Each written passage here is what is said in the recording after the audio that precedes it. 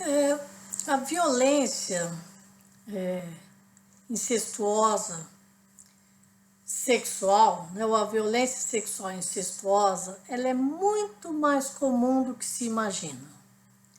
Ela está presente em qualquer classe social, né? É um dos tipos de violência doméstica, né, como já foi abordado em outro vídeo.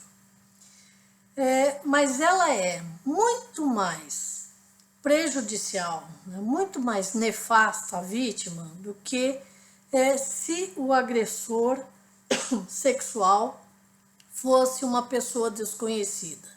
Então, quando existe uma aproximação em termos de violência sexual entre vítima e agressor, de serem parentes, de serem pessoas próximas, o dano causado à vítima sempre será muito maior.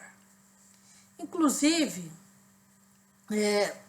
crianças que sofrem, né, a violência, e as crianças e os pré-púberes e adolescentes são as vítimas preferenciais, né? Mas até mesmo, né, crianças, né? E aí entra a questão da pedofilia, né? Essas crianças, elas vão muitas vezes, né, sendo convidadas a um jogo sexual do qual ela não tem nenhuma condição de participar, né? Exatamente por estar aí na fase, né, na fase de desenvolvimento psicológico da infância. E ela vai carregar para sempre, né, as lembranças terríveis, né, dessa violência que ela sofreu. Quando uma criança sofre violência sexual e ela comunica a algum adulto que não a protege, essa violência ela fica ainda mais intensa, né? Porque ela se sente solitária, desacreditada, não valorizada por alguém que ela imaginava que poderia protegê-la, né?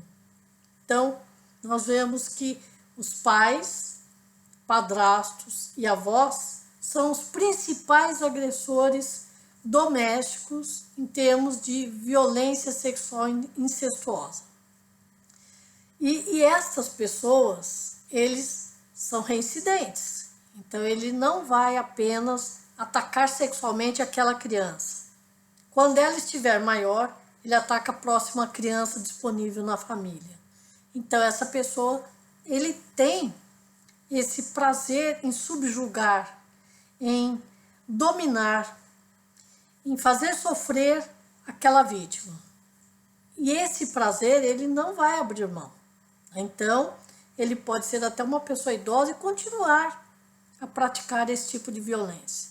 Dificilmente uma pessoa torna-se um agressor sexual com 60 anos, 65 anos. Ele sempre foi. O mais provável é que ninguém descobriu, ou se descobriram, ele foi protegido no âmbito familiar, em termos do segredo familiar, em que as pessoas não comentam, em que as pessoas fazem daquela situação de violência um segredo de família, né? Um tabu que não pode ser mexido. E aí, esse agressor, cada vez mais, ele vai se fortalecendo, ele vai se sentindo com a permissão, entre aspas, de agredir as suas vítimas no âmbito familiar, né? Portanto, sempre que uma criança sofre uma violência sexual, ela precisa ser ouvida, ela precisa ser amparada, ela precisa ser defendida.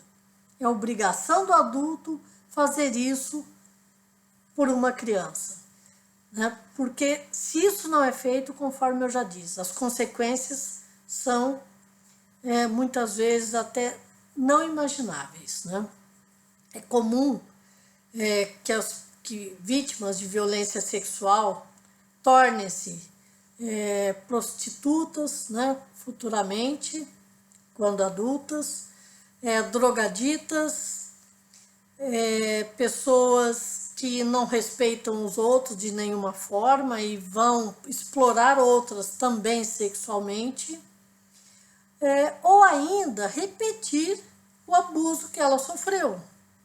Isso não quer dizer que toda pessoa que sofre abuso sexual vai praticar o abuso sexual também com outras crianças. Não, não existe aí uma associação única, né? uma associação forte para isso. Mesmo porque muitos que sofrem um abuso, ao contrário de serem abusadores, serão defensores de crianças para que elas não sejam abusadas. Portanto, se alguém disser que toda pessoa que abusa, né, todo adulto pedófilo que abusa de uma criança é porque ele sofreu abuso sexual quando ele também era criança, isso não é verdade. Isso é um equívoco. Porque nem todos abusadores sexuais pedófilos sofreram abuso sexual na infância. E nem todos que sofreram abuso sexual na infância tornarão-se abusadores sexuais.